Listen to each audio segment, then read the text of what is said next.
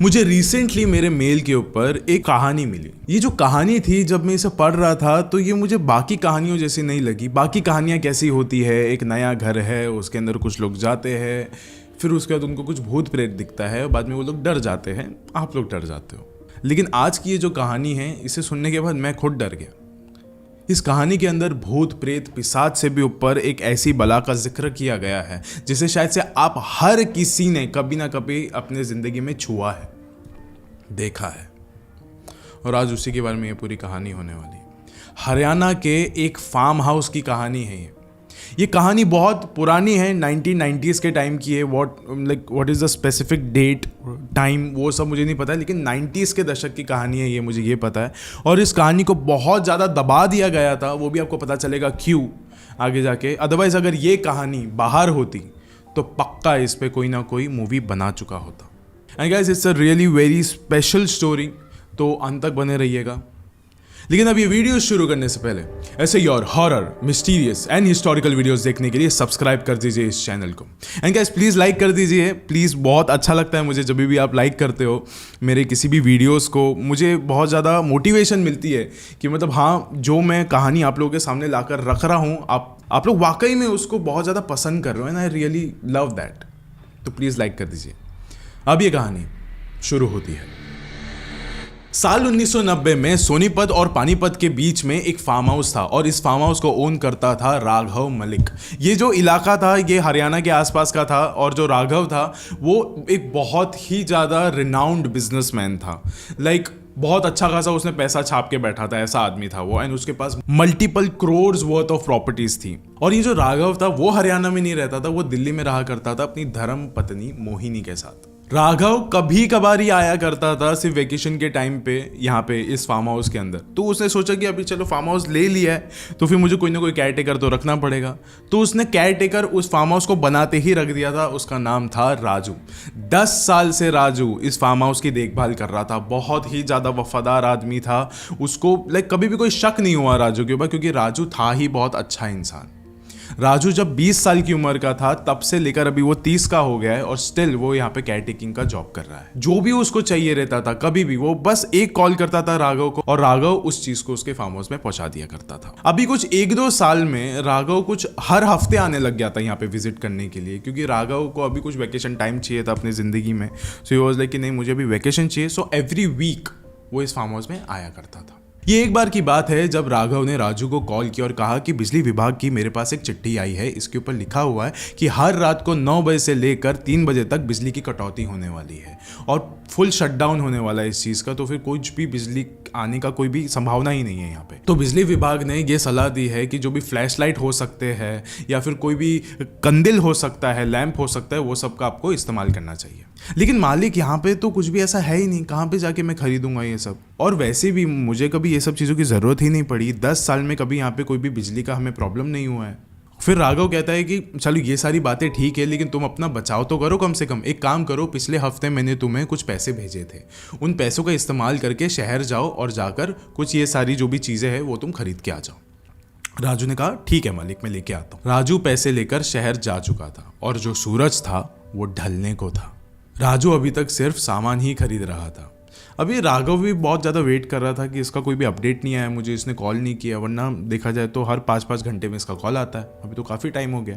फिर इसने खुद सामने से कॉल किया कि राजू ले लिया सारे सामान, कुछ बचा तो नहीं वगैरह। फिर राजू कहते मालिक नहीं, एक काम कीजिए, आप आज के आज आ सकते हो क्या यहाँ पे। राघव ने बोला कि क्यों, ऐसा क्या हो गया, सामान नहीं मिला क्या तुझे। फिर राजू कहता नहीं, मुझे बहुत ज़्यादा घबराहट हो रही है, यहाँ पे कुछ भी सही नहीं है, यहाँ पे मेरे साथ कुछ भी सही नहीं हो रहा है, पता नहीं मेरे साथ यहाँ पे क्या क्या हो रहा है। मेरी सांस बहुत ज़्यादा फूल रही है और मुझे ऐसा लग रहा है कि मेरी मौत मेरे सामने खड़ी है। राघव ने कहा कि देख भाई, मैं वैसे भी 2 दिन में आने ही वाला था, लेकिन अभी ये सारी चीज़ें हो रही है और मैं भी इस समय दिल्ली में भी नहीं हूँ, मुंबई में हूँ। यहाँ पे जल्दी से जल्दी मैं अपनी फ़्लाइट टिकट्स बुक करने की कोशिश करता हूँ और कल शायद मैं जितना जल्दी हो सके दिल्ली से निकलता हूँ फार्म हाउस के लिए। लेकिन तब तक के लिए मैं राजू तुझे यही बोलूँगा, तू अगर अंदर सेफ फील कर सकता है तो अंदर रह, अगर तू बाहर आ सकता है तो बाहर आ जा। ये सब कुछ मैं तेरे हवाले छोड़ता हूँ, मैं तुझे मिलता हूँ कल।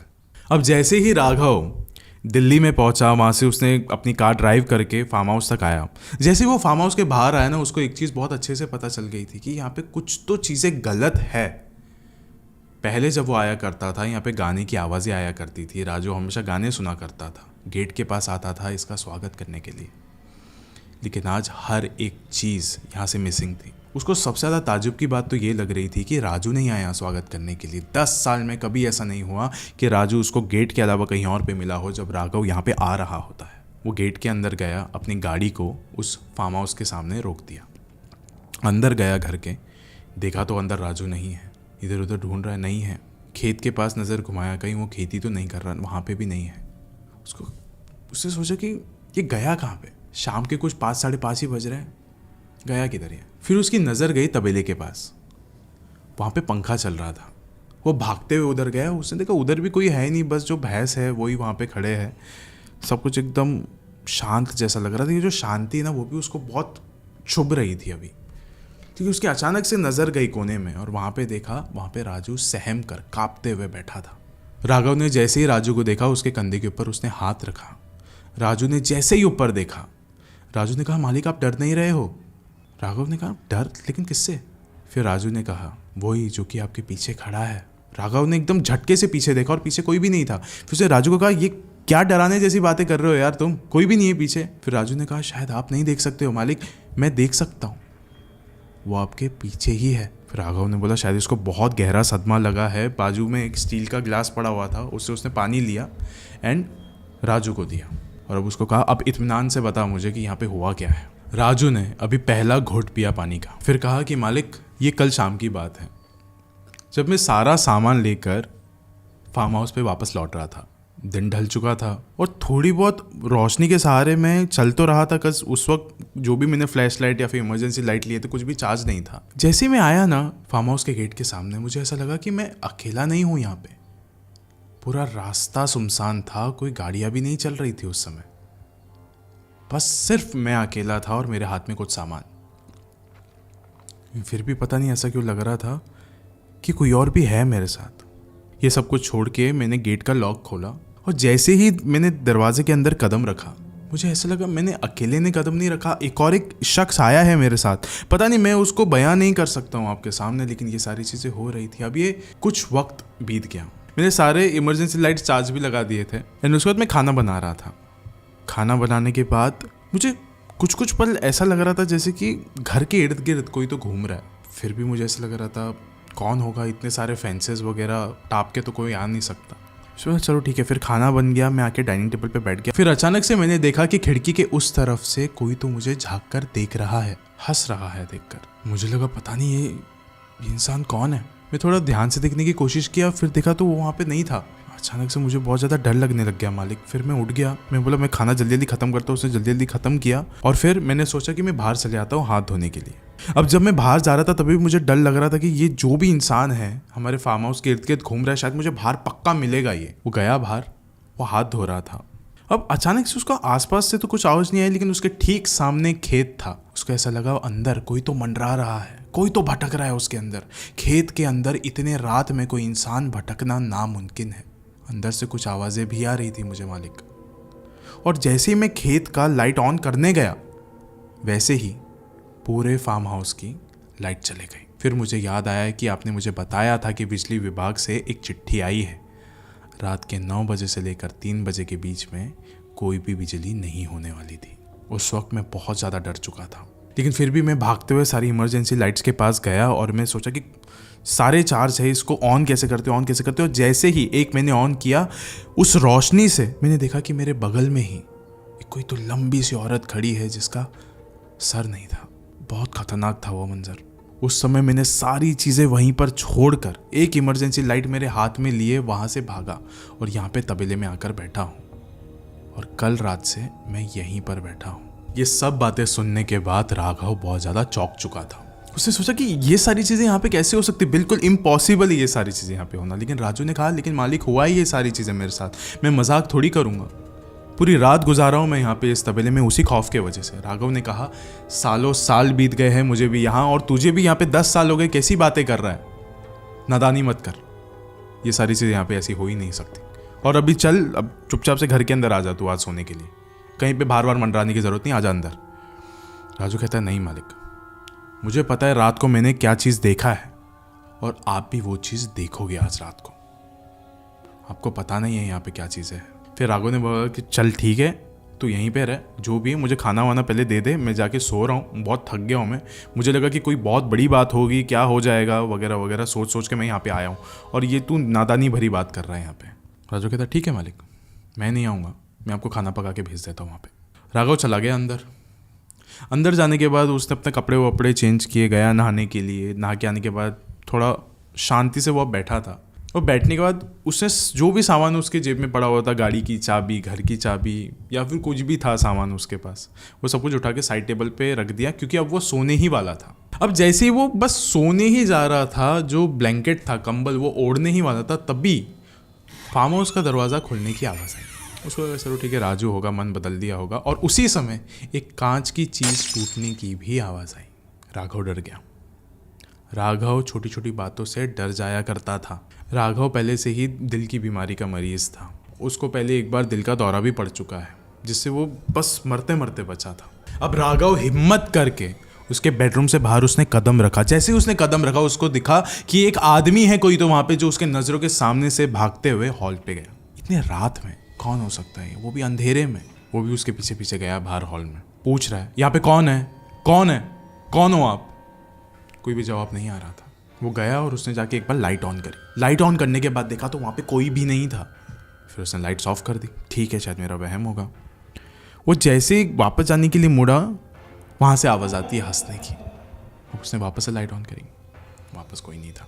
लगा ये मेरा वहम ही है, शायद से मैं बहुत ज़्यादा थक गया हूँ, अभी थक चुका हूँ मैं, मुझे जाके अब सो जाना चाहिए। उसने लाइट्स ऑफ करी, वापस से वही हंसने की आवाज़, और इस बार कुछ टूटने की भी आवाज़ आई थी। वो अब झटके से उसने अभी लाइट ऑन करी, लेकिन लाइट ऑन हुई ही नहीं। अब उसने सीधा अपने हाथ पे लगी घड़ी के ऊपर देखा। रात के 9 बज चुके थे, बिजली जा चुकी थी।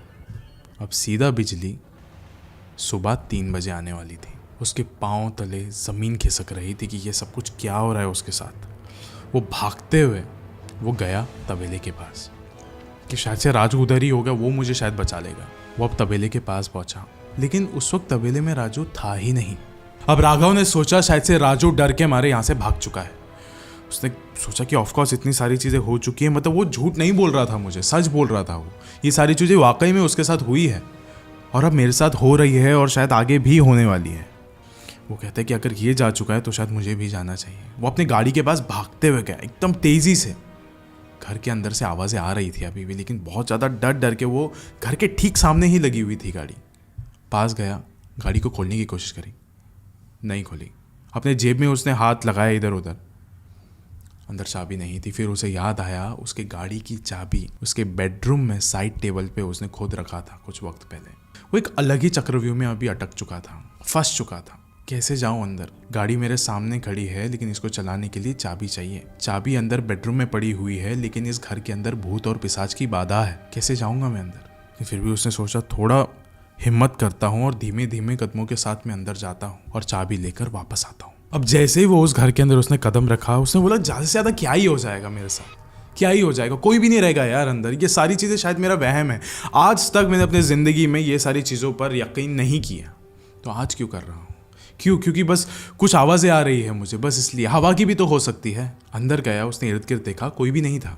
अपने आप को बस मनाता रहा, अपने आप के अपने माइंड को सेटिस्फाई करता रहा कि नहीं कुछ नहीं कुछ नहीं, ऐसे ही सोच सोच के वो अंदर गया बेडरूम के पास। साइड टेबल से जो जो चीज़ें उसने वहाँ पे रखी थी वो सारी चीज़ें उसने उठाई, और अभी उठा के वो बाहर आ रहा। वो अभी डोर के पास पहुँचा निकलने के लिए। वो जैसे अभी डोर खोलने वाला था, तभी उसको किचन से कुछ आवाज़ आई, जैसे कि शायद से कोई बात कर रहा है या कोई कुछ कर रहा है। वो गया, उसको लगा कि शायद से यहाँ पे शायद राजू हो सकता है। गया, वो वहाँ पे खड़ा है किचन के प्लेटफॉर्म के पास, वहाँ पे कोई भी नहीं था। लेकिन अब अचानक से उसको ऐसा महसूस हुआ कि उसके ठीक पीछे कोई तो खड़ा है और उसकी ही तरह सांसें ले रहा है, एकदम तेज। वो जैसे ही पीछे मुड़ा, उसके ठीक सामने एक आदमी खड़ा था, और उसको देखते ही राघव बेहोश पड़ गया। राघव वैसे भी दिल का मरीज था। कोई भी चीज़ अचानक से उसके चेहरे के सामने आ जाएगी, ऑफकोर्स वो खौफ में लपेट ही जाएगा, और ये चीज़ उसके साथ हुआ। घंटों तक राघव वहीं पर ज़मीन पर लेटा रहा। अब अचानक से उसको कुछ आवाज़ें वगैरह आई, और उसकी नज़रें इस बार ठीक उसके हाथ पे लगी घड़ी के ऊपर गई। घड़ी पर बज रहे थे रात के 2:50। अब उसकी नज़रें ठीक सामने गई, सामने एक आदमी खड़ा है अंधेरे में और वो कॉल पे कुछ बात कर रहा है। मैडम, ज़्यादा से ज़्यादा मैं उन्हें बेहोश ही कर पाया, दिल का दौरा नहीं आया। अगर आप कहो तो मैं इन्हें यहीं घर के पास वाले खेत में दफना दूं। 10 मिनट तक राघव सिर्फ उसकी बातें सुन रहा था। उसको बिल्कुल भी नहीं पता था कि ये कौन है, ये वाला शख्स, ये क्या चाहता है मुझसे। पता नहीं कौन है, मैं देख लूंगा इसको। वो बस इंतज़ार कर रहा था 3 बजने का। सिर्फ 10 मिनट बाकी थे। अब फाइनली 3 बज चुके थे और घर में अचानक से लाइट आ चुकी थी। उस समय राघव तेज़ी से उठा, किचन के प्लेटफॉर्म पर एक चाकू रखा हुआ था, उसको उठाया और उस शख्स के गर्दन के करीब रखा और पूछा, कौन है तुम? वो जैसे ही पलटा, वो कोई और नहीं, राजू था। राघव ने सोचा कि जिस इंसान को, जिस शख्स को मैं 10 साल से पाल रहा हूँ, वो मुझ पर ही ये सारी चीज़ें करने की कोशिश कर रहा है। राघव ने पूछा कि ये सब कुछ तो क्यों कर रहा है और किसके कहने पर कर रहा है, ये बता मुझे। उसी वक्त राजू का फ़ोन बजा और उसके फ़ोन के ऊपर लिखा हुआ था मोहिनी मैडम, यानी राघव की वाइफ। उसने कहा, कुछ भी तू अदल बदल के बात नहीं करेगा। जैसे ठीक 10 मिनट पहले तू अभी बात कर रहा था, वैसे ही तुझे करना होगा। उठा फ़ोन, स्पीकर पे रख। सामने से सीधा फ़ोन उठाते ही मोहिनी ने कहा कि मार दिया ना उसे, लॉयर वगैरह से सबसे मैंने बात कर ली है, उसके प्रॉपर्टी का 5% मैं तुझे दे दूंगी। फार्म हाउस में बहुत ज़्यादा इंटरेस्ट है ना तुझे, फार्म हाउस का ही 5% रखना तू। फिर उस समय राजू ने कहा, नहीं, मैं नहीं मारा उनको और वो शायद नहीं मरेंगे, लेकिन अभी ऐसा लग रहा है कि वक्त अभी आपका आ चुका है मैडम, क्योंकि जो मालिक है वो मेरे ठीक सामने खड़े हैं। उन्होंने एक चाकू मेरे गर्दन के ठीक नज़दीक रखा है और मालिक यहीं पर है। मोहिनी ने कुछ नहीं कहा। राघव ने कहा, मोहिनी तुम जल्दी से यहाँ पे आ जाओ। तुम्हें मेरे अगर वसीयत का, मेरे प्रॉपर्टीज़ का कुछ हिस्सा चाहिए था तो तुम सीधा सीधा मुझसे मांग सकती थी। ये सब कुछ ड्रामा करने की क्या ज़रूरत थी तुमको? ठीक है, तुम यहाँ पे आ जाओ, प्रॉपर्टी का हिस्सा चाहिए ना, मैं तुम्हें सामने सामने दे देता हूँ, मैं यहीं पर खड़ा हूँ, आ जाओ। फिर मोहिनी ने कहा, अच्छा हुआ, ठीक है, अगर तुम सब कुछ शांति से देने के लिए तैयार हो तो मैं भी कुछ नहीं करूँगी, बस मुझे मेरे हक का हिस्सा चाहिए। मैं आ रही हूँ, रास्ते में कुछ 1-1.5 घंटा लगेगा, वहीं पे रुकना आप। फिर उसने फ़ोन काट दिया। 1.5 घंटे तक राघव और राजू वहीं पर खड़े थे। राजू एकदम शर्मिंदा था, वहीं पर खड़ा था। राघव ने कहा कि तेरी कोई भी गलती नहीं है, तू तो सिर्फ एक प्यादा है जो रानी के हुक्म के आगे चल रहा है, तेरी कोई गलती नहीं है। लेकिन याद रख, मैं राजा हूँ और शतरंज तब तक चलती है जब तक राजा खड़ा है। अब कुछ 1.5 घंटे तक राघव और राजू वहीं पर खड़े थे फार्म हाउस के अंदर, इधर उधर घूमे जा रहे हैं। अब अचानक से हॉर्न की आवाज़ सुनाई देती है। राघव को पता चल जाता है कि ये कोई और नहीं, ये मोहिनी ही है, वो आ रही है। जैसे ही दरवाजे पर नॉक आता है, एक दस्तक सुनाई देती है। राघव सीधा पलटता है, राजू की तरफ कहता है, इस पूरे प्रॉपर्टी का जहाँ पे तू खड़ा है उसका 10% मैं तुझे देता हूँ आज। जैसे ही मोहिनी अंदर आएगी तो उसे मार देगा। राजू कुछ नहीं कहता है, वहीं पे वैसे एकदम सटीक खड़ा रहता है। राजू जाके दरवाज़ा खोलता है। मोहिनी अंदर आती है, कहती है, अच्छा हुआ कि तुम्हें अक्ल आ गई राघव, वरना न जाने राजू तुम्हारे कितने टुकड़े करता। राजू ठीक उसके बाजू में ही खड़ा था। फिर राजू कहता है कि नहीं मैडम, मैंने आपको कॉल पे भी तो कहा था, अब वक्त आपका आ चुका है। उसके हाथ में जो चाकू था उसने मोहिनी के सीने के आर पार कर दिया। चाकू लगते ही मोहिनी नीचे ज़मीन पर गिर जाती है, खून बहने लगता है। राजू बस राघव की तरफ देखता है और राघव ज़मीन की तरफ देख के मोहिनी को देखकर मुस्कुराता है और कहता है, पता है कॉल पे मैं तुझे कहा था कि मैं वैसे भी 2 दिन में आने ही वाला हूँ, मुझे एक इम्पोर्टेंट काम है, याद आया? राजू ने कहा, हाँ। फिर राघव कहता है, मैंने 1 हफ्ते पहले ही इस फार्म हाउस की डील कर ली है, सारे पैसे मैंने अपने पास रख लिए हैं। ये फार्म हाउस मेरा है ही नहीं, यहाँ पे मैं आया था अपना सामान लेने के लिए, सब कुछ शिफ्ट करने के लिए, तुझे भी बताने के लिए। लेकिन चलो, बहरहाल जो होना था हो गया। ये सारी बातें सुनने के बाद राजू के पैरों तले ज़मीन खिसक गई। उसके हाथ से वो चाकू नीचे गिर गया और वो अपना सर पकड़ के नीचे बैठ गया और वो कहने लगा, 10 साल से आपका वफादार था मैं, आज न जाने 5%, 10%, ये सारी चीज़ें सुनने के बाद मेरी नीयत बदल गई। आपसे गद्दारी कर ली मैंने, मेरे मालिक से जिन्होंने मुझे 10 साल से पाला था, आपकी पत्नी को भी मैंने मार डाला, अब मैं क्या करूँगा? राघव ये सारी बातों में बिल्कुल भी इंटरेस्टेड नहीं था। ही वॉज लाइक, मेरा बस टाइम वेस्ट हो रहा है अब यहाँ पे। मुझे पता था कि ये सारी चीज़ें होगी, मुझे पता था मेरी पत्नी ऐसी ही है, मुझे पता था कि तू भी वैसा ही है। वो सीधा नीचे उतरा, गाड़ी का दरवाज़ा खोला, अंदर बैठा और वो निकल गया दिल्ली के लिए। 2-3 दिन बाद उसको खबर आती है कि आपके फार्म हाउस में आपके नौकर ने आपसे दुश्मनी निकालने के लिए आपकी धर्मपत्नी को मार दिया, उनका कत्ल कर दिया। बहुत लोग ये भी कह रहे हैं कि साहब आपकी पत्नी और उस नौकर का गैर संबंध थे, बुरे संबंध थे। तो हर कोई तो राघव को ही सिंपैथी की नज़रों से देख रहा था, कोई भी उन दोनों को नहीं देख रहा था। हर कोई ये कह रहा था कि प्यार और आशिकी में आकर राजू ने उसे मार दिया और एंड में खुद को उसको गिल्ट महसूस हुआ तो उसने अपने आप को मार दिया। और इसके बाद राघव को क्योंकि सब कुछ पता था, सब कुछ उसको पता था, इसके लिए उसने ये सारी बातें किसी और को बताई ही नहीं, सब चीज़ अपने दिल तक रखी। लेकिन फिर भी परिवार वालों से कौन सी बात छुपती है, धीरे धीरे करके कुछ कुछ अफवाहें उनके खानदान से बाहर आती गई और ये वाली कहानी हमारे चैनल पर आ गई। अब इस वीडियो के अंत में मैं आपसे ना बस इतना ही कहना चाहूँगा कि लालच रखना है तो थोड़ी सी रखो, बिल्कुल शक्कर की तरह। शक्कर किसे नहीं पसंद है, लेकिन कायदे में खाओगे तभी आपको उसका मज़ा मिलेगा, नहीं तो अगर आप ज़्यादा खा लोगे तो उसका अंत क्या है? कुछ नहीं, वही मौत। So guys, my name is Aman Parkar and मैं आपको मिलूंगा मेरी अगले हॉरर स्टोरी में। शुक्रिया।